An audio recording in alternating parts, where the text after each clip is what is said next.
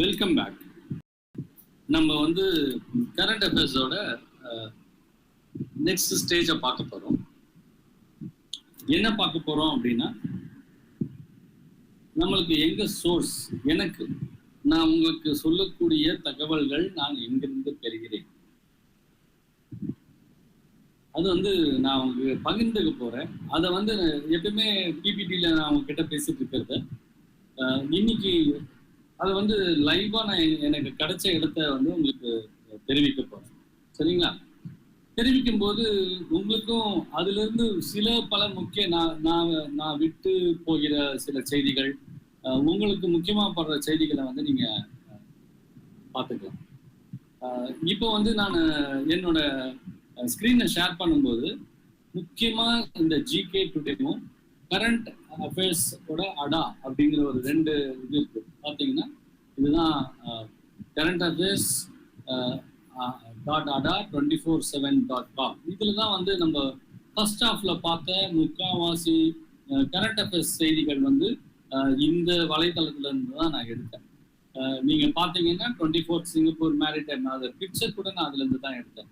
இதுதான் வந்து நான் வந்து ஃபர்ஸ்ட் ஹாஃப் உங்களுக்கு எடுத்த முக்கியமான கரண்ட் அஃபேர்ஸ் விஷயங்கள் இந்த வலைதளத்தில் இருந்து தான் எடுக்கப்பட்டது.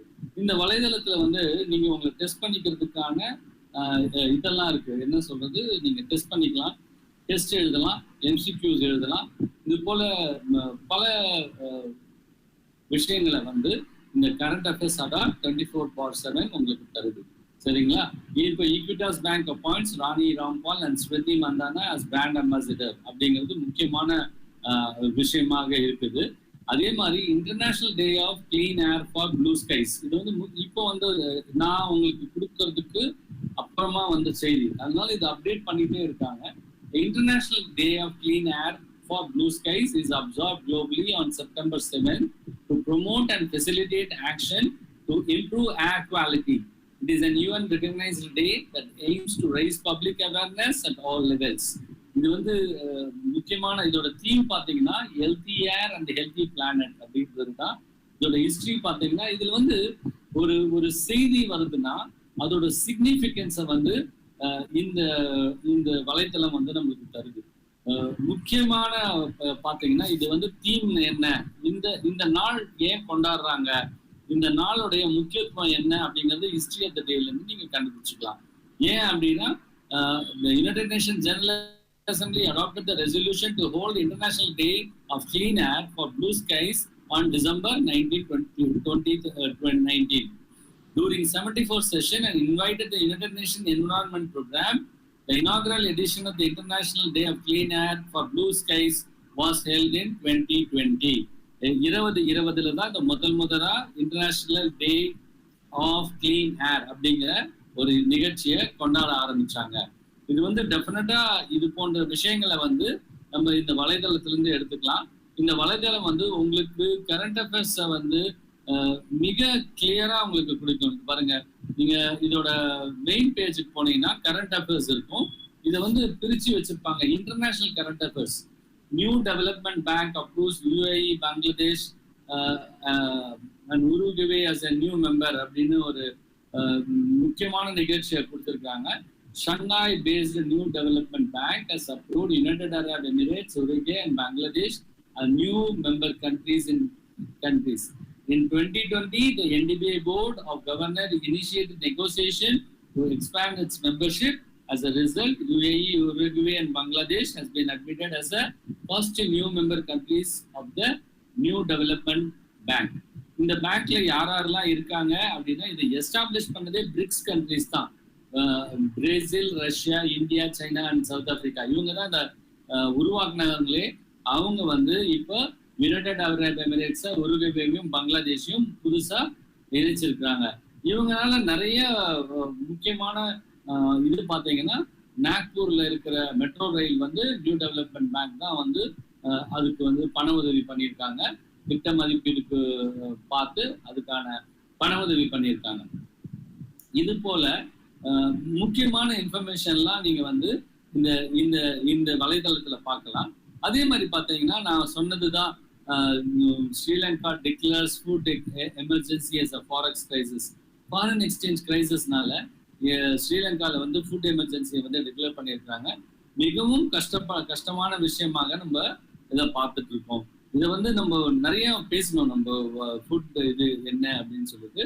அதே மாதிரி பார்த்தீங்கன்னா நேஷனல் கரண்ட் அஃபேர்ஸ்ல பார்த்தீங்கன்னா இந்த ஆயுஷ் ஷாப்கா நிவார் கேம்பெயின்னா என்ன அப்படின்னு மூலிகைகள் நம்ம இது பண்றது வந்து இதுல இருந்து தான் எடுத்தேன்.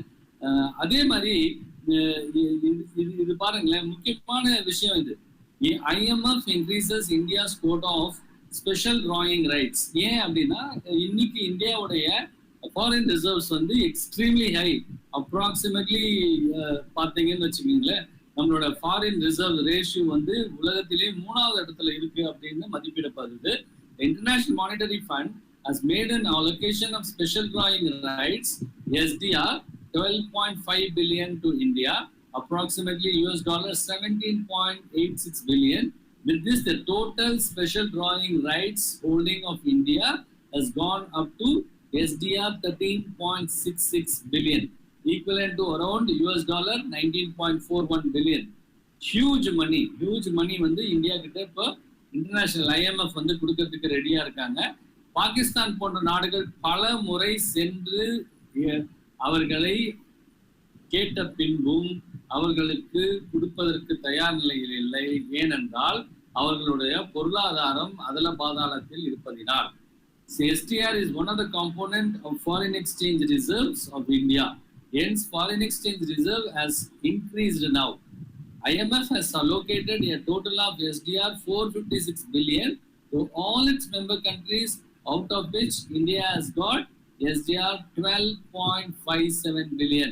இது வந்து என்ன அப்படின்னு சொன்னா, இது என்ன காமிக்குது அப்படின்னு சொன்னா இந்தியாவின் பொருளாதார முன்னேற்றத்தை காமிக்குது. இது போல விஷயங்களை வந்து நீங்க வந்து இந்த கரண்ட் அஃபேர்ஸ் அடார் 24/7 இருந்து நான் எடுத்து உங்களுக்கு கொடுக்குறேன். இதுல ஸ்போர்ட்ஸ் இன்ஃபர்மேஷனும் இருக்கு. நீங்க ஸ்போர்ட்ஸ் இன்ஃபர்மேஷன் தேவை அப்படின்னா அது வந்து நம்ம பார்த்துக்கலாம். அதே மாதிரி பார்த்தீங்கன்னு வச்சுக்கோங்களேன், இது வந்து அப்பாயின்மெண்ட்ஸ். இன்னைக்கு இந்தியாவில் இல்லை உலக அளவில் நடக்கிற முக்கியமான அப்பாயின்மெண்ட்ஸ் வந்து இந்த பகுதியில் உங்களுக்கு தெரியும். Equitas bank appoints Rani Rampal and Smriti Mandhana as their bank ambassador. Smriti Mandhana யாரு? அவங்க ஒரு கிரிக்கெட் வீராங்கனை, இந்திய கிரிக்கெட் அணியில் இருக்கும் கிரிக்கெட் வீராங்கனை. இது போல நீங்க பாத்தீங்கன்னா ஸ்போர்ட்ஸை பார்த்தீங்கன்னா பேரா ஒலிம்பிக்ஸ்ல எத்தனை நம்ம மெடல் வின் பண்ணியிருக்கிறோம், யார் வின் பண்ணியிருக்கிறாங்க, அது போன்ற எல்லா இன்ஃபர்மேஷனும் இந்த கரண்ட் அஃபேர்ஸ் அடால உங்களுக்கு டெஃபினட்டா கிடைக்கும். இது வந்து நீங்க உங்களுடைய ப்ரிப்பரேஷனுக்கு இந்த வலைதளம் வந்து மிகவும் உபயோகமாக இருக்கும் அப்படின்றது என்னுடைய கருத்து. இதை நீங்க போய் பாருங்க. இப்போ பாத்தீங்கன்னா RBI imposes 25 lakh fine on Axis Bank for floating know your customer norms. நீங்க இதை கிளிக் பண்ணி பாத்தீங்க அப்படின்னா என்ன நடந்தது, இதனுடைய இம்பார்ட்டன்ட் காம்படிட்டிவ் எக்ஸாம் இது வந்து UPSCக்கு இம்பார்ட்டண்டா இல்லாம இருக்கலாம், ஆனா இதனுடைய இன்ஃபர்மேஷன்ஸ் வந்து கிளியராக உங்களுக்கு இருக்கும். Reserve Bank of India monetary penalties வந்து இப்போ வந்து எதுக்கெல்லாம் போடுறாங்க அப்படின்னு பாத்தீங்கன்னா, நீங்க நோயோர் கஸ்டமரை நீங்க சரியா மெயின்டைன் பண்ணல, இல்ல நோயோர் கஸ்டமர் தெரியாமலே அந்த கஸ்டமருக்கு எல்லா விதமான பேங்கிங் ஃபெசிலிட்டிஸும் கொடுத்தா உங்களை நாங்கள் அபராதம் விதிப்போம் அப்படின்றது தான் இந்த செய்தியில நம்ம எடுத்துக்கக்கூடிய உள்நோக்கமாக நம்ம பார்க்கணும். அதே மாதிரி இன்னைக்கு நான் காலையில சொன்ன எல்லாத்தையுமே இந்த வலைதளத்துல இருந்து எடுத்தேன். இப்போ வந்து இன்னொரு ஒரு வலைதளத்துக்கு போகலாம், சரிங்களா? இன்னொரு இந்த வலைதளம் வந்து நீங்க வந்து பாத்தீங்கன்னு வச்சுக்கோங்களேன், இதை நான் வந்து க்ளோஸ் பண்ணிடுறேன், இதையும் க்ளோஸ் பண்ணிடுறேன். நீங்க இப்போ வந்து ஒரு வலைதளத்துக்கு நீங்க போனோம் அப்படின்னு பாத்தீங்கன்னா, கரண்ட் அஃபேர்ஸ் அப்படின்னு போட்டீங்கனாலே உங்களுக்கு வந்து அந்த அந்த அந்த வலைதளத்துக்கு உங்களை எடுத்துட்டு போகும். GK டுடே அப்படிங்கிறது தான் அந்த வலைதளத்துல இருந்து நான் எடுக்கக்கூடிய ஒரு முக்கியமான செய்திகளை வந்து நான் அங்கிருந்து தான் எடுக்கிறேன். இது வந்து ஃபர்ஸ்ட் பார்க்கலாமே, என்ன நான் எடுத்ததுல என்ன ஒரு முக்கியமானதுன்னா, Varanasi Chunar cruise services began to boost tourism. இது வந்து ஒரு முக்கியமான செய்தி. ஏன் அப்படின்னா இன்னைக்கு வந்து நம்ம டூரிசம் எந்த இடத்துல நம்ம வந்து பண்ணாம இருந்த போது நமக்கு இப்பொழுது வாய்ப்பு இருப்பதினால் அந்தந்த ஏரியாவை சரி பண்ணதுக்கு அரசாங்கம் முயற்சிகள் எடுத்துட்டு இருக்கு. Varanasi Chunar cruise services started on September 5, 2021 and added a new dimension to the tourism facility of Varanasi. Varanasi பத்தி நம்மளுக்கு நல்லா தெரியும். வாரணாசியில என்ன அப்படின்னா இந்து சமயத்துக்கு அந்த சமயத்தினுடைய ஒரு முக்கியமான இடமாக நம்ம பார்க்கிறோம் காசியும் வாரணாசியும். அந்த வாரணாசியும் காசியும் போறவங்க எல்லாருமே வந்து அவர்களுடைய கடமைகளை நிறைவேற்ற போகும் பொழுது சுற்றுலாவும் ஒரு முக்கியமான விஷயமாக இருந்தா கொஞ்ச நாள் இருந்து பண்ணுவாங்க அப்படிங்கிறது தான் ஒரு முக்கியமான விஷயமா பார்க்கணும். இதோட ஹைலைட்ஸ் பாத்தீங்கன்னா, this cruise services in Ganga river will run from Varanasi to historic Chunar Fort in Mirzapur. Tourists traveling to Varanasi can travel around 30 kilometer long journey in river Ganga. Tourists can enjoy day-long luxury cruise ride which starts 9 a.m. in the morning from Ravidas Ghat. It return back to Varanasi around 5 p.m. from Chunar Fort. State government is further planning to extend this journey till Sangam in Prayag. அப்படிங்கிறது பிரயாக்ராஜ். இதுதான் இதோட முக்கியமான விஷயம். இதுல வந்து ரெண்டு முக்கியமான விஷயத்த நம்ம இதுல பார்க்கலாம். இந்த வலைதளத்துல இருக்கிற பதிவுல ஒண்ணு என்ன அவங்க பண்றாங்கன்னு பார்க்கலாம். இதுல முக்கியமா இன்னொரு ஒரு ஹிஸ்டாரிக்கல் இன்ஃபர்மேஷனை நம்ம எடுக்க போறோம். அது என்ன அப்படின்னு பாத்தீங்கன்னா சுனார் ஃபோர்ட். சுனார் ஃபோர்ட்னா என்ன, அதோட முக்கியத்துவம் என்ன அப்படின்னு பாத்தீங்கன்னா, சுனார் ஃபோர்ட் வந்து மிர்சாபூர் டிஸ்ட்ரிக்ட் உத்தரப்பிரதேஷ்ல இருக்கு. இது வந்து எங்க இருக்கு அப்படின்னா, Chunar town is also situated below the fort. Both places are historic places with common history and legends. It is located 23 kilometers southwest of Varanasi. Southeastern part of the fort touches the rocky bank of Ganges River. The history span of the fort is from 56 BC and between Afghan descent Sher Shah Suri's rule, Mughal Empire rule, as well as Maratha rule in 1782 to 1804. British Raj occupied this fort till 1947 when India gained independence. Sant Ravidas Ghat அப்படின்னா என்ன அப்படின்னா, Ravidas Ghat is the southernmost, the largest ghat in Varanasi. It is known for important religious place. Ravidas is comprising of 25 acres park known as Sant Ravidas Summer Park. Its creation was announced in February 2008 and was inaugurated in 2009. ஒரே ஒரு விஷயத்துக்கு இந்த வலைதளத்துல இவ்வளவு முக்கியத்துவம் கொடுத்து அதோட highlights உங்களுக்கு சொல்லி அதனுடைய வரலாற்று பாயிண்ட்ஸும் உங்களுக்கு சொல்லி இந்த விஷயத்த உங்களுக்கு சொல்லியிருக்கிறாங்க. இது போன்ற அடுத்த செய்தியை நம்ம பார்க்கணும் அப்படின்னா, அடுத்த செய்தியை பார்க்கணும்னா Sri Lankan food crisis things to know. இது வந்து முக்கியமான விஷயம். அது நமது பக்கத்துல இருக்கிற நாடு 30 வருஷமாக அந்த நாட்டில் நடைபெற்ற போர் நம்மளுக்கு தெரியும். அந்த போர் முடிவுற்று 11 வருடங்கள் ஆகியும் அந்த நாட்டின் பொருளாதாரம் முன்னேறாமல் இருப்பதற்கு என்ன காரணம் அப்படிங்கிறத நம்ம பார்க்க போறோம். Government of Sri Lanka declared an economic emergency in last week of August because of rising food prices. நம்ம சொல்றதுக்கு அப்படின்னே தெரியும். கோத்தபய ராஜபக்சே என்ன சொல்லியிருக்காரு, அவங்களுடைய ராணுவத்தை கூப்பிட்டு எசென்ஷியல் குட்ஸை ரேஷன் முறையில மக்களுக்கு விநியோகப்படுத்துவதற்காக ராணுவத்தை அழைத்திருக்கிறார். What led to economic crisis in Sri Lanka? இது வந்து ஒரு முக்கியமான பார்வையா நம்ம பார்க்கணும். Factors that led to current economic crisis in Sri Lanka includes tourism industry in Sri Lanka has hit hard because of COVID-19 pandemic. It represents more than 10% of its gross domestic product and brings in huge foreign exchange. COVID வந்து முதல்ல ஓட்ட போட்டது ஸ்ரீலங்காவை தான் நினைக்கிறேன். ஸ்ரீலங்காவுடைய ஜிடிபியில 10% வந்து tourism, அந்த 10% வந்து cut ஆயிடுச்சு எடுத்த உடனே. Thus, forex reserves have decreased to $2.8 billion in July 2021 from over $7 billion in 2019. As the foreign exchange supply is decreasing, amount of money that Sri Lankan was having to shell out to purchase foreign exchange has increased. This value of Sri Lankan rupee has depreciated by 8%. As Sri Lanka depends on imports to meet basic food supplies, price of food items and there has increased in line with the depreciating rupee. How government is responding to this crisis? ஒரு முக்கியமான விஷயம், எப்படி இதை வந்து அவங்க government அதை பண்றாங்க அப்படிங்கிறத நம்ம பண்ணணும். என்ன பண்றாங்க அப்படின்னு பாத்தீங்கன்னா Sri Lankan government blamed speculators, sorry.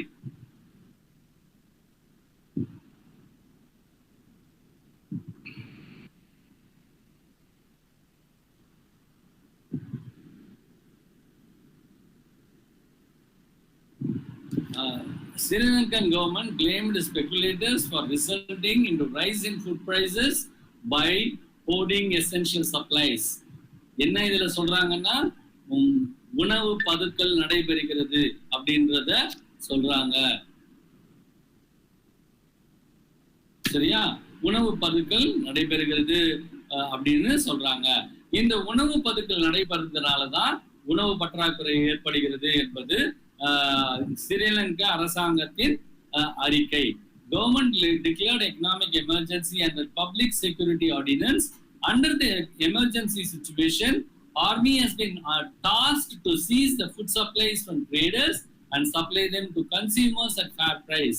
Government has also given power to Army to ensure that forex reserves are used to purchase the essential goods only. அப்படி பார்த்தீங்கன்னா என்ன பண்ணியிருக்காங்க, அவங்க வந்து இந்த வெஹிக்கிள் இது போன்றதெல்லாம் இறக்குமதியை தடை செஞ்சிருக்கிறாங்க.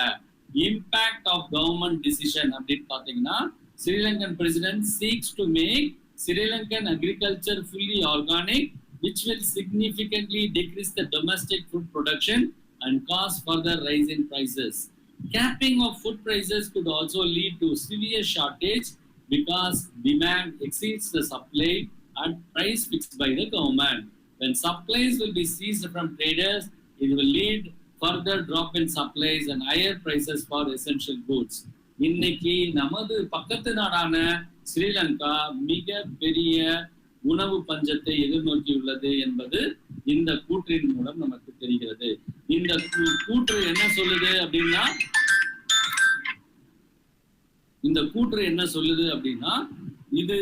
இது பல விதமான பிரச்சனையை ஸ்ரீலங்காவுக்கு ஏற்படுத்தும் என்பதுதான் இதனுடைய கூற்று.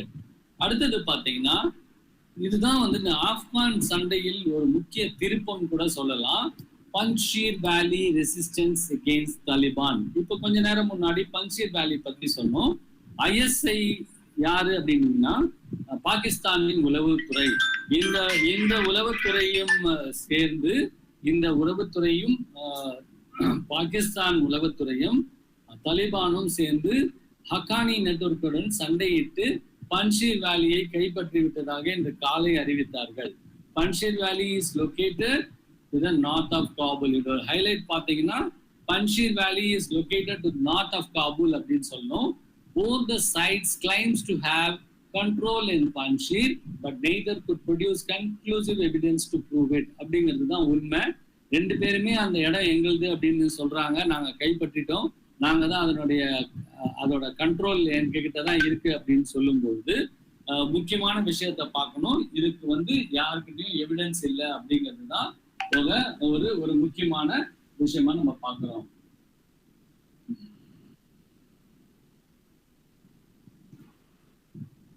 When did the fight start அப்படின்றது முக்கியமான விஷயம். பன்ஷீர் ப்ராவின்ஸ்ல இருக்கிற சண்டை எப்ப ஆரம்பிச்சது அப்படின்னு பாத்தீங்கன்னா the war over Panjshir province escalated on night of September 3rd, 2021. During the fight, 2 senior leaders of National Resistance Front were killed. According to the reports, the acting president of Afghanistan, Amrullah Saleh, has moved to safe place following helicopter attack on his house. அப்படின்றது இன்னொரு information. About Panjshir வேலி பத்தி சொல்லணும்னா இது வந்து 34வது 34 province இருக்கு. அதுல இது ஒரு ப்ராவின்ஸ் ஆப்கானிஸ்தான்ல. இது வந்து நார்த் ஈஸ்டர்ன் பார்ட் ஆஃப் ஆப்கானிஸ்தான்ல இந்த பன்ஷீர் வேலி இருக்குது. அதுல வந்து 7 டிஸ்ட்ரிக்டும் 512 கிராமங்களும் இருக்கு. இதோட கேபிட்டல் பாத்தீங்கன்னா பசராக் அப்படிங்கிறது இதோட capital. The region is currently controlled by National Resistance Front of Afghanistan.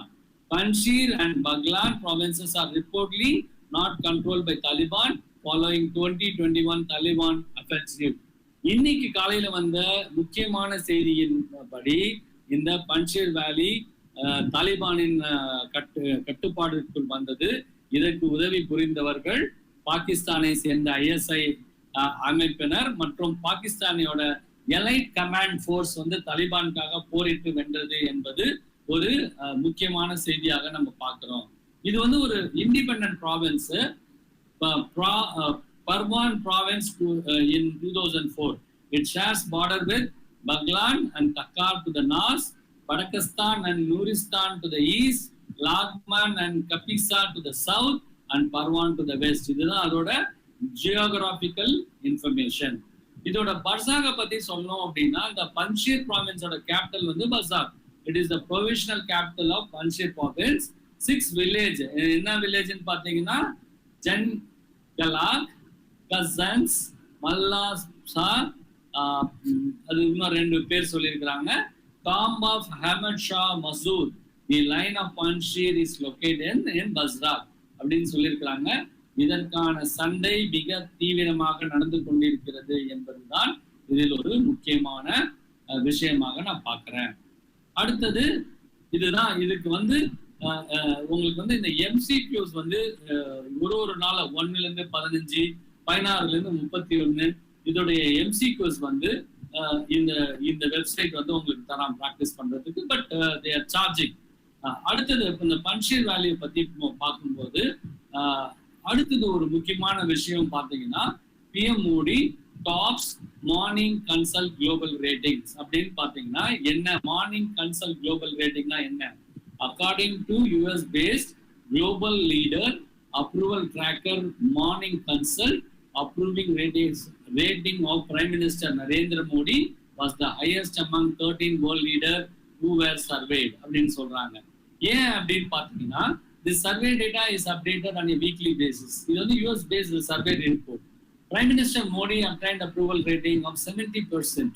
He set up President Mexico Andres Manuel Lopez Obrador, Prime Minister of Italy Mario Draghi, German Chancellor Angela Merkel, President of USA Joe Biden, Prime Minister of Australia Scott Morrison, Prime Minister of Canada Justin Trudeau, UK Prime Minister Boris Johnson, Prime Minister of Brazil Jair Bolsonaro. இவங்களுக்கெல்லாம் இது பண்ணும்போது Prime Minister Modi has achieved the lowest disapproval rating among adults.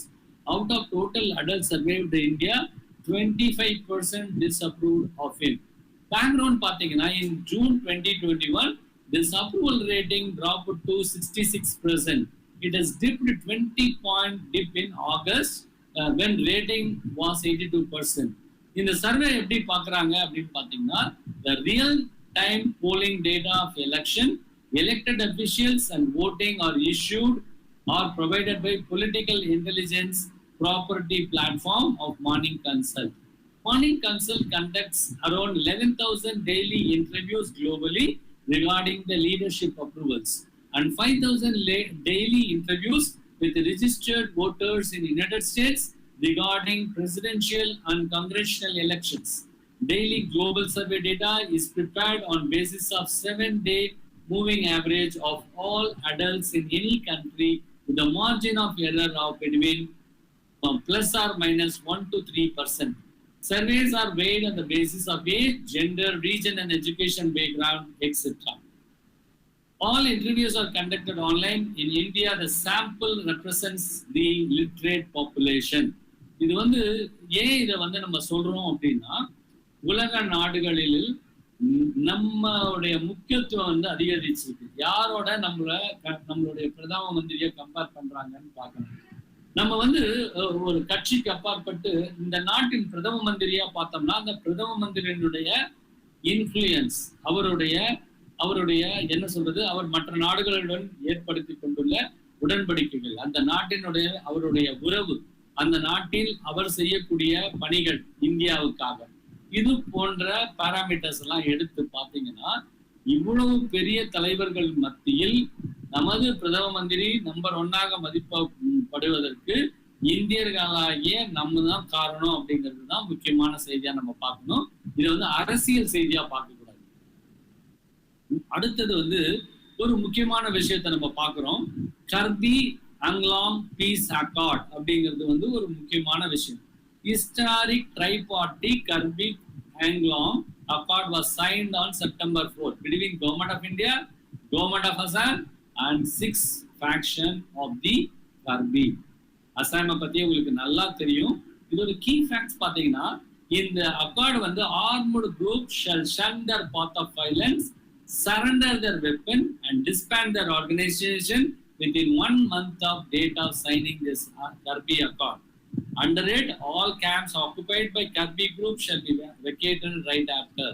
Thousands of militants would return to mainstream and will also lay down about 300 sophisticated arms they possess. இதோட இது என்னன்னு பாத்தீங்கன்னா, அசாம்ல இருக்கிற பிரச்சனை என்ன அப்படின்னு பாத்தீங்கன்னா உங்களுக்கு தெரியும். அல்ஃபான் ஒண்ணு இருந்தது. அது போல நிறைய அசாம்ல வந்து அந்த அந்த என்ன சொல்றது, அந்த நக்சலைட் போன்ற இயக்கங்கள் அந்த அந்த மாநிலத்துக்கு மிகப்பெரிய தொல்லை கொடுத்துட்டு இருந்தது. அந்த தொல்லையை களையறதுக்காக பல கவர்மெண்ட், காங்கிரஸ் கவர்மெண்ட்ல இருந்து எல்லாருமே அதுக்கான திட்டங்களை ஏற்றி எல்லாம் பண்ணாங்க.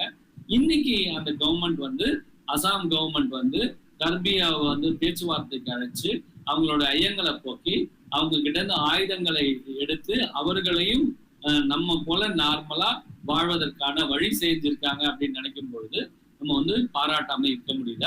The agreement provides that the government of Assam will consider favorably a proposal of Karbi Anglong Autonomous Council to notify Karbi as the official language of KAC.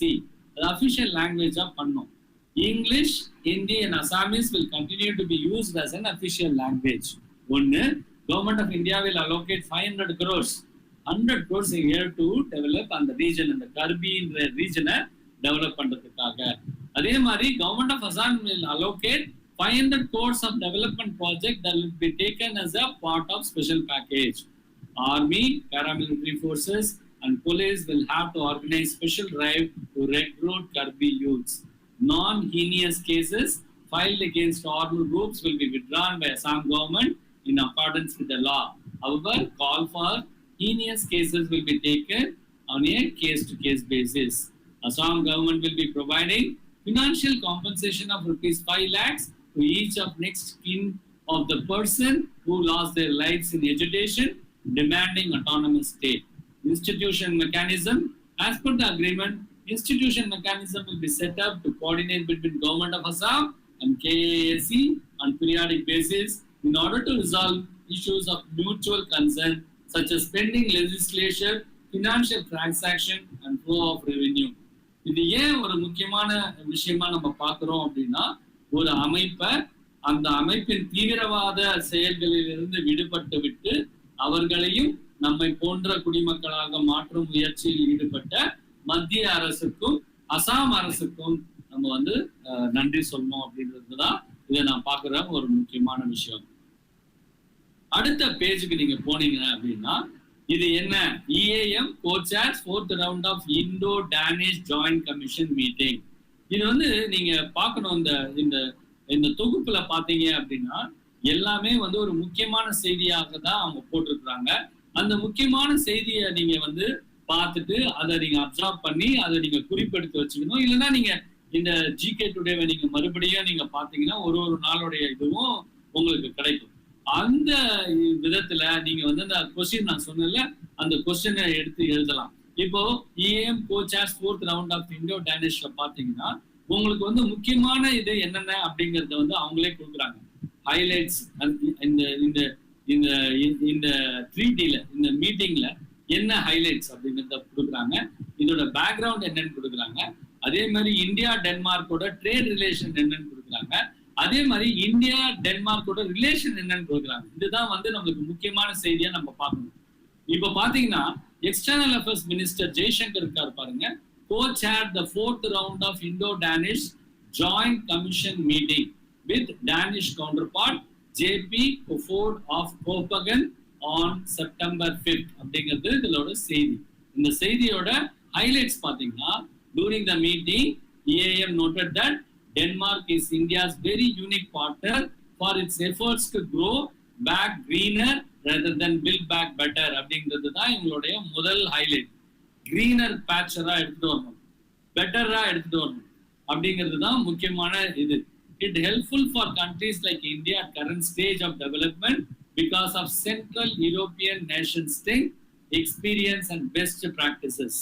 Denmark is the only country with which India has established green strategic partnership. Both countries also went through joint commission which has devised a joint action plan for next 5 years. EAM oda background pathina, EAM is in Denmark on the last phase of visit to 3 European nations, Slovenia, Croatia and Denmark. This visit was planned with the aim of boosting bilateral ties and further strengthen India's cooperation with the European Union. It was first visit to Denmark and the first by any Indian foreign minister. India-Denmark trade relation pathina, in order to enhance bilateral trade relation, EAM met 5 chief executive officers of important businesses who have business in India. These companies include Grundfos, Vestas, Marzak, Haldar, Topso and CIP, beside major chamber concerned with the businesses like Dye, Danish Shipping, Agriculture and Food Council. 200 Danish companies are operating in India. அப்படிங்கிறது ஒரு முக்கியமான விஷயம். EAM அப்படின்னா external affairs minister Jaishankar அப்படிங்கிறது தான். அதை நம்ம புரிஞ்சிக்க வேண்டியது. எல்லா இடத்துலையும் EAM அப்படின்னு யூஸ் பண்ணியிருக்காங்க. இந்தியா டென்மார்க் ரிலேஷன் பார்த்தீங்கன்னா friendly relation between India and Denmark was established after India independence in 1947. Indian Prime Minister Pandit Jawaharlal Nehru visited Denmark in 1957 to lay foundation for the relationship. However, in July 2012, Indian government decided to scale down its diplomatic ties with Denmark after it refused to appeal in the Supreme Court against decision of rejecting extradition of crime accused of Purulia armed drop case Kim Devi. உங்களுக்கு தெரியும் Purulia arm drop case. ஒரு Russian ஏர்கிராஃப்ட்ல வந்து அவங்க வந்து arms வந்து drop பண்ணாங்க. எங்க அப்படின்னு பாத்தீங்கன்னா கல்கட்டா கிட்ட இருக்கிற புருலியால. அதுக்கு அவரை வந்து நம்ம நாடு கடத்தணும் அப்படின்னு சொல்லும் போது டேனிஷ் வந்து ஒத்துக்கல, டென்மார்க் ஒத்துக்கல. அதனால அவர்களுடைய இதை வந்து கம்மி பண்ணாங்க, தூதரக உறவை வந்து கம்மி பண்ணாங்க. சரியா? அதுதான் வந்து முக்கியமான விஷயம்.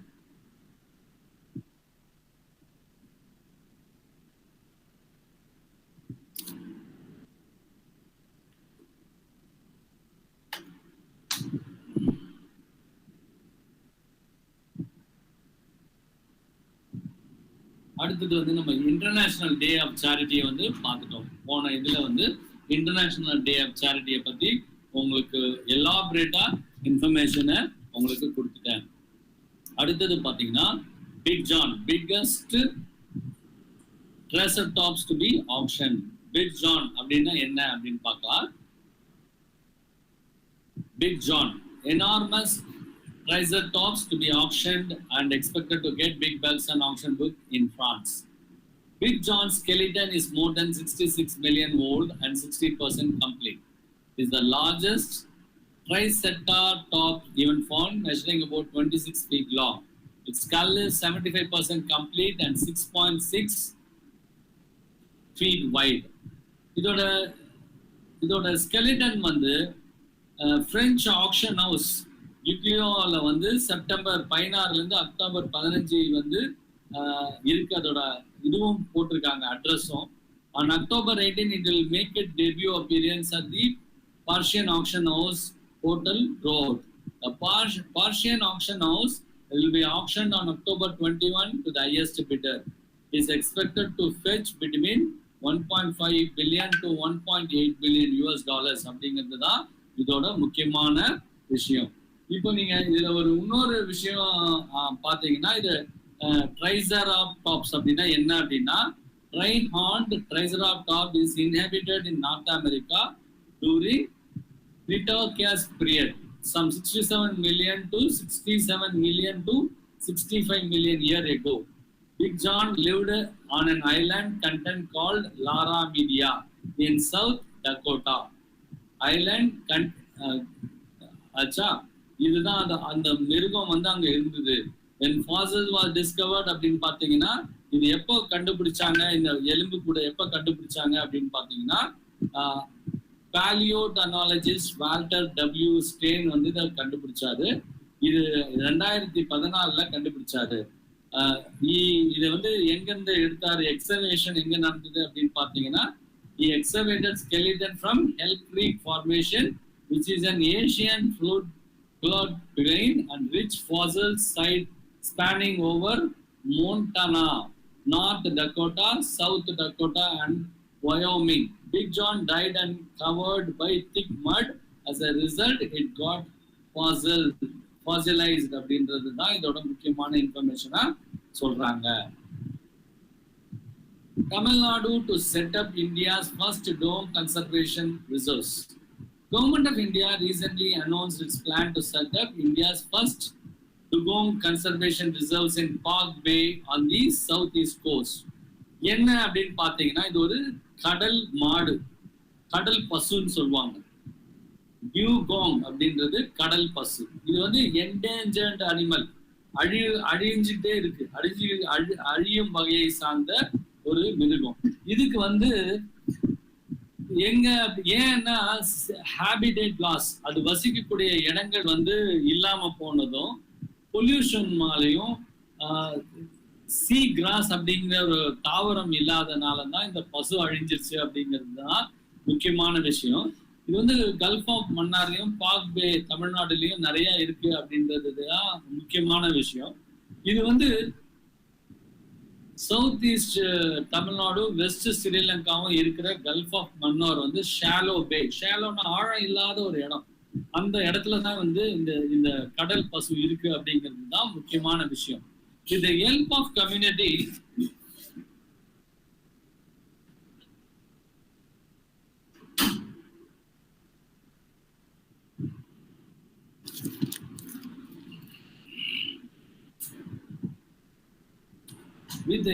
of community, participation, government also construct Dugong Marine Conservation Reserve in Gulf of Mannar and Park Bay area to protect the species. Marine conservation reserves will be established over an area of 500 kilometers in Park Bay. It is believed that estimated 200 individuals live in Park Bay and Gulf of Mannar area, which would largely benefit from Tamil Nadu government's recent decision to establish conservation reserves. About அதை பத்தி நம்ம சொல்லணும் அப்படின்னு பார்த்தீங்கன்னா, இது வந்து ஒரு மம்மல்லாம் பால் கொடுக்கும், குட்டியிட்டு பால் கொடுக்கும் வகையை சார்ந்தது. சரியா? Only living species of the order Sirenia. Mammal is restricted to coastal habitat because of seagrass, which is a major part of the diet. They have distinct dolphin-like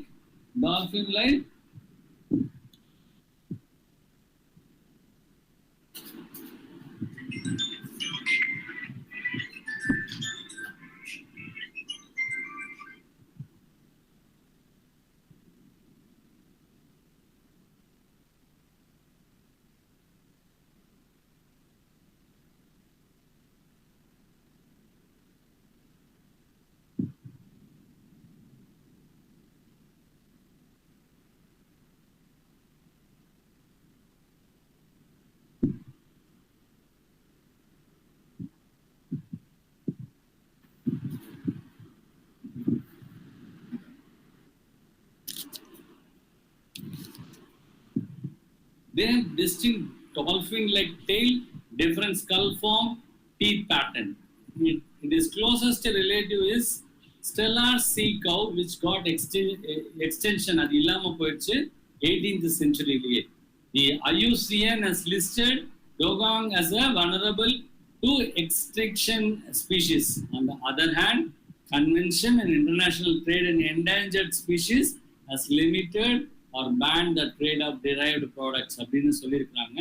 இது வந்து நம்ம இந்த கடல் பசுவை வந்து பாதுகாக்க வேண்டிய கட்டாயத்துல வந்து கவர்மெண்ட் ஆஃப் இந்தியாவும் தமிழ்நாடு கவர்மெண்ட்டும் இருக்கு அப்படிங்கிறது தான் இதுல ஒரு முக்கியமான செய்தியா நம்ம பார்க்கிறோம். அடுத்த விஷயம் என்ன அப்படின்னா, குஜராத் லான்ச்சஸ் வட்டன் பிரேம் யோஜனா. அப்படின்னா என்ன? வட்டன் crores which have to be completed by December 2022 அப்படிங்கிறது முக்கியமான இது. Vatan Prem Yojana is the repackaged version of Madar E-Vatan scheme by state government of Gujarat. Madar E-Vatan has been renamed due to association with the title Persian language. In the earlier version of the scheme, contributions to the state government and NRI is 50-50. Now it has been changed to 60-40. இது என்ன அப்படின்னு பார்த்தீங்கன்னா, smart classes for ஸ்கூலுக்கு, community hall and primary health center and Anganwadi, CCTV surveillance system, water recycling, drainage, sewage treatment and beautification of ponds, bus stand, solar energy powered street light. இதெல்லாம் தான் இந்த scheme மூலமாக எல்லா கிராமப்புறங்களுக்கும் கொடுக்க போறதாக Gujarat government வந்து சொல்லியிருக்கிறாங்க. இது வந்து முதல்ல என்னன்னா 50% இருந்தது, சேஞ்ச் டு 60-10. இப்போ ஸ்டேட் கவர்மெண்ட் 60% போடுறாங்க, 60ன்னு சொல்ல முடியாது, 90% போடுறாங்க, 10% வந்து என்ஆர்ஐஸ் போடுறாங்க. முதல்ல என்ஆர்ஐ வந்து 50%. நம்மளுக்கு வந்து ஒரு விஷயம் தெரியணும் அப்படின்னா, நமது இந்தியாவிலேயே குஜராத் மாநில மக்கள் தான் உலகத்துல எங்க போனாலும் அதிக அளவுல இருக்கிறாங்க. ஆப்பிரிக்காலாம் பாத்தீங்கன்னா 3வது தலைமுறை 4வது தலைமுறை குஜராத்திஸ்ல பார்க்கலாம். பெரிய பெரிய பிசினஸ் ஹவுசஸ்லாம் அவங்களோடது இருக்கு ஆப்பிரிக்கால. அதே மாதிரி நீங்க எந்த நாடாலும், எந்த கான்டினென்ட், எந்த ஒரு கண்டத்துக்கு சென்றாலும் நீங்க குஜராத்திய பார்க்கலாம். அவங்க வந்து பல வருடங்களாக பல நாடுகளில் அவர் வியாபாரத்திற்காக சென்றிருக்கிறார்கள். அவர் அமெரிக்காவில நிறைய இடத்துல இருக்காங்க அப்படிங்கிறது ஒரு எக்ஸ்ட்ரா இன்ஃபர்மேஷனா பார்க்கலாம். சரிங்களா?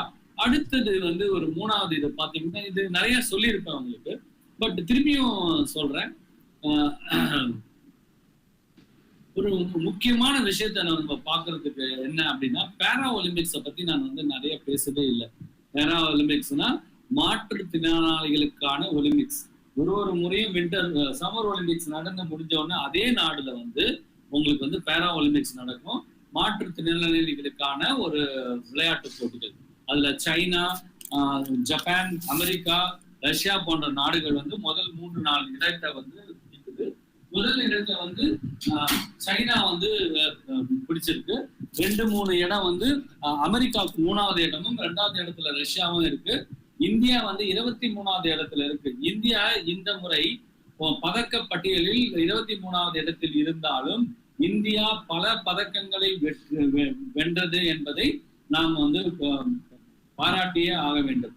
தமிழகத்திலிருந்து சென்ற மாரியப்பன் வந்து அவர் பேர் வந்து முழு பேர் வந்து அவர் வந்து உயரம் தாண்டுதல் போட்டியில வந்து வெள்ளி பதக்கம் பெற்றார். போன வருஷம் ரியோ டி ஜெனிரோ பிரேசில்ல நடந்த ஒலிம்பிக்ல வந்து அவர் தங்க பதக்கம் பெற்றாரு. இந்த முறை Suhas Ethiraj, first IAS officer Suhas Ethiraj, அவரை பத்தி பார்க்கலாமா? அவரை பத்தி பார்க்கும்போது அவர் என்ன அப்படின்னா, அவர் வந்து magistrate of current district magistrate of Noida has became the first IAS officer to win Para-Olympics medal. He ended his campaign with winning historic silver medal. He lost gold to top seed Lucas Mazar of France in men's single SL4 class final at Tokyo Paralympics September. அதே மாதிரி மசூர் பாத்தீங்கன்னா அவர் வந்து 3 gold medal முன்னாடியே European சாம்பியன்ஷிப்லயும் qualifying group A மேட்ச்லயும் வாங்கியிருக்காரு. அதே மாதிரி சுஹாஸோட historic win என்ன அப்படின்னா, அவருக்கு கால் இல்லை, ஒன் ஆஃப் ஹிஸ் ஆங்கிள்ஸ், அவருக்கு ஒரு கால் வந்து ஆங்கிள்ஸ் வந்து இல்லை. He produced entertaining performance of 21-15, 17-21, 15-21 against 2-time world champion Mazur in 62 minutes summit class. He also became first ever IAS officer to win a medal in Para-Olympics. Background பார்த்தீங்கன்னா அவரோட computer engineer and went on to become IAS officer. He has been posted as a district magistrate in Noida since 2020. Role saw in the forefront in the fight against ongoing COVID-19 pandemic. In 2017, he has won gold medal at BWF's Turkish Para Badminton Championship in men's single as well as men's double. He won gold at Asia Championship while in 2018 he won bronze in Asia Para Games. India டோக்கியோவில் தான் நான் உங்ககிட்ட சொன்னேன் 23வது இடத்தை பிடிச்சிருக்காங்க. 17 medal வாங்கியிருக்காங்க. இதில் 12ன்னு போட்டிருக்காங்க. 17 மெடல் வாங்கி 23வது இடத்துல இந்தியா இது பண்ணியிருக்கு. இவரை பத்தி நான் மறந்துட்டேன் சொல்றதுக்கு. இவர் வந்து பேட்மிண்டன் பிளேயர் அப்படிங்கிறது முக்கியமான இன்ஃபர்மேஷன், அதை மறந்துடக்கூடாது. அதே மாதிரி atlas of mortality and economic losses from weather, climate, water extremes. இது பார்த்தீங்கன்னா ஒரு அட்லாஸ்ல வந்து எக்கனாமிக் லாஸ் எப்படி அப்படின்றத வந்து சொல்லியிருக்கிறாங்க. அதை வந்து நம்ம விரிவா பார்க்கறதுக்கு முன்னாடி Yoshihide Suga to step down as Japanese prime minister அப்படிங்கிறதையும் நம்ம பார்த்துருவோம். இவர் வந்து prime minister of Japan. You will not run for reelection as the party leader in September அப்படின்னு சொல்லியிருக்காரு. Appointed as a prime minister in 2020. Resignation of Shinzo Abe. Suga announced to end his tenure as approval rating dropped in all-time low அப்படிங்கிறதுனால இவர் வந்து அவரோட இதை டென்யூரை extend பண்ணல. State of emergency in Japan. Japan is still under state of emergency and is grappling with worst ever COVID wave. It is now seen more than 1.5 million virus cases while it is witnessing slow vaccination rollout. Decision to host the Olympic Games in 2021 despite worsening pandemic further deteriorated the situation. Gains in financial markets in Japan had made gains in record recent weeks. Country shares increased sharply on the news. The board topic stock index closed by 1.6% after hitting highest levels in 3 decades. Election in Japan. Ruling party of Japan is scheduled to hold election to pick president on September 29, 2021. The winner of the leadership election expected to be Japan's leader as LDP holds parliamentary majority. Who is he? Yoshihide Suga, 72 years old, was born to a family of strawberry farmers. He was first elected for Yokohama City Council in 1987. He got elected to Japan's Diet for the first time in 1996, in 2005.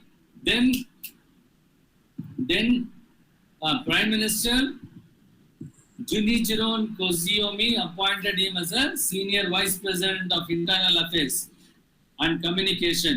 In the following year, Prime Minister Shinzo Abe appointed him as a minister with 3 cabinet posts. He has held post till 2007. அப்படிங்கிறது ஒரு முக்கியமான விஷயமா நம்ம பார்க்குறோம். இதே மாதிரி அடுத்த இது பார்த்தீங்கன்னா செப்டம்பர் 5ஓட இம்பார்ட்டன்ட் இன்ஃபர்மேஷன் பார்த்தீங்கன்னா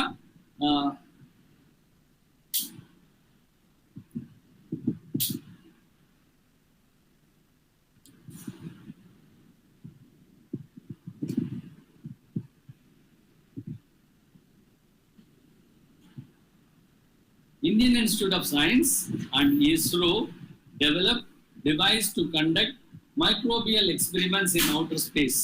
Research from Indian Institute of Science and Indian Space Research Organization have developed device to conduct microbial experiments in outer space. The modular self-contained device can be used to cultivate microorganisms, which in turn enables scientists to carry out biological experiments even in outer space. This study was published in Acta Astronesia. Research showed how this device can be used to activate and track the growth of bacterium called Sporoscarina pasteurii for several years. Significance of the study. This understanding of how these microbes behave in extreme environment will provide valuable insight for human space missions like Gaganyaan that is set to be launched in 2022. The background, scientists have been exploring the use of lab-on-chip platform in recent years, which combines several inputs into single integrated chip to conduct experiments. However, there are other languages to design and set platform for outer space as compared to that of this lab.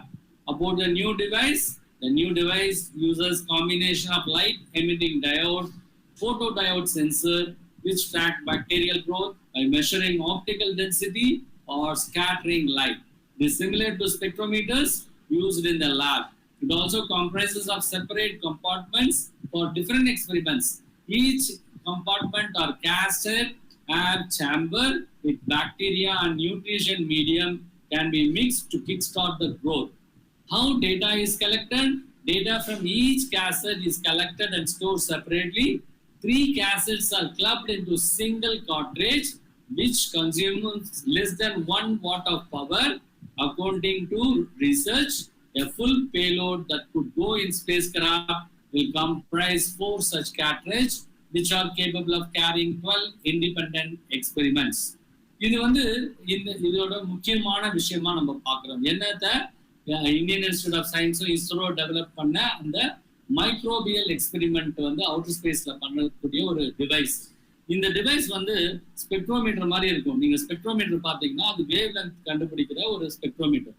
அந்த spectrometer மாதிரி இருக்கிற ஒரு device வந்து நம்மளுக்கு வந்து full இன்ஃபர்மேஷனை கொடுக்கும். கங்கையான் மாதிரி ஒரு எக்ஸ்பெரிமெண்ட் நம்ம வந்து அவுட்டர் இதுல கண்டக்ட் பண்ணும்போது இது வந்து மிகவும் உபயோகமாக இருக்கும் அப்படிங்கிறது சொல்றாங்க. இதோட டேட்டாலாம் எங்க ஸ்டோர் பண்ண போறாங்க அப்படின்னா, இந்த டேட்டாவெல்லாம் ஒரு கேசட்ஸ் ஸ்டோர் பண்ண போறாங்க. அந்த கேசட்ஸ் 4-5 கேசட்ஸ் வந்து ஒரு ராக்கெட்லயும் இனிமேல் எடுத்துட்டு போறாங்க. அதுல நடக்க போற எக்ஸ்பெரிமெண்ட்ஸ் அதோட ரிசல்ட்ஸ்லாம் வந்து அதுல ஸ்டோர் ஆகும் அப்படிங்கிறது ஒரு முக்கியமான செய்தியா நம்ம பாக்குறோம். அதனால இந்தியன் இன்ஸ்டிடியூட் ஆஃப் சயின்ஸும் இந்தியன் ஸ்பேஸ் ரிசர்ச்சும் பண்ற இந்த டிவைஸ் வந்து நம்மளுக்கு பல எக்ஸ்பெரிமெண்ட் கண்டக்ட் பண்றதுக்கு மிகவும் உபயோகமாக இருக்குன்றது இஸ்ரோ விஞ்ஞானிகளினுடைய இன்ஃபர்மேஷன். ஆச்சுங்களா? சென்டர் டு இது வந்து நம்ம பார்த்துட்டோம். அதே மாதிரி நீங்க ஒரு இதுவா நீங்க பார்த்துட்டே போகலாம். பிளாஸ்டிக் பேக்டை பத்தி நீங்க காலையில பார்த்தோம். அதே மாதிரி AT1 பாண்ட்ஸ், இது வந்து ஒரு முக்கியமான விஷயம். அதை நான் உங்களுக்கு சொல்லிடுறேன். AT1 bonds அப்படின்னா India's largest lender State Bank of India announced on September 3, 2021 that it has raised 4,000 crore through additional tier 1 bonds. இதுதான் AT1 bond. Additional tier 1 bonds தான் AT1 bonds அப்படின்னு சொல்றாங்க. AT1 bonds were raised at a coupon rate of 7.72%. It is the first such issuance in domestic market after Securities and Exchange Board of India notified the new rule. SBI has AAA credit rating for local credit agencies, while AT1 offering is rated AA+. This is the highest rating in India for such instruments. SBI also the first lender to raise capital through offshore AT1 bonds in 2016. The latest issuance of SBI has encouraged other lenders such as Axis Bank to look after the offshore AT1 bond issued in order to raise about $1 billion. Axis Bank oda bond pathina, Axis Bank will use these bonds proceed for greener and social project. It has set up initial price guidelines of 4.4% for the bonds. Axis Bond became the second India lender in 2021 to tap overseas debit market to raise funds using AT1 bonds. HDFC Bank also raised $1 billion recently. SEBI oda rule pathina amended 100-year valuation rule for perpetual bonds. In March 2021, as per new rules deemed, residual maturity period of base tier AT1 bonds will be 10 years until March 31, 2022. This period will be increased to 20 to 30 years in subsequent 6-month period according to the new rule from April 2023. Residual maturity of AT1 bond will become 100 years from the date of issuance of these bonds. What are AT1 bonds? AT1 bonds are called perpetual bonds. They carry no maturity date but are having call option. The issuer of this bond may call or redeem the bonds in case it is getting money at a cheaper rate, especially when the interest rates are decreasing. இன்னைக்கு வந்து நம்ம இதோட வந்து நம்மளுடைய current அஃபேர்ஸை வந்து முடிச்சுக்கலாம். ஏன்னா நிறைய விஷயங்கள் இன்னைக்கு நம்ம பேசியிருக்கோம். இது உங்களுக்கு நிறைய இன்ஃபர்மேஷனை கொடுக்கும். அதனால நீங்க இதை GK டுடேவையும் கரண்ட் அஃபேர்ஸ் அதாவது 24/7 பார்த்தீங்கன்னா நான் எங்கேருந்து உங்களுக்கு இதை ப்ரிப்பேர் பண்றேன் அப்படிங்கிற இன்ஃபர்மேஷன் உங்களுக்கு தெரியும். இதை வச்சு உங்களோட யூபிஎஸ் கரண்ட் அஃபேர்ஸ் ப்ரிப்பரேஷனை நீங்க மேன்மைப்படுத்திக்கோங்க. அது மட்டும் இல்லாம டெய்லி நீங்க படிக்கிற நியூஸ் பேப்பர் செய்தித்தாள்கள் வந்து உங்களுக்கு பல விஷயங்களை கொடுக்கலாம். அந்த விஷயங்கள் மூலமாக உங்களுடைய கரண்ட் அஃபேர்ஸ் நிகழ்ச்சி கரண்ட் அஃபேர்ஸ் எக்ஸாமை நீங்க நல்லா பண்றதுக்கான இது கிடைக்கும், நம்பிக்கை கிடைக்கும். இதோட நான் இன்னைக்கு கரண்ட் அஃபேர்ஸ் நிகழ்ச்சியை முடிச்சுக்கிறேன். நன்றி, வணக்கம்.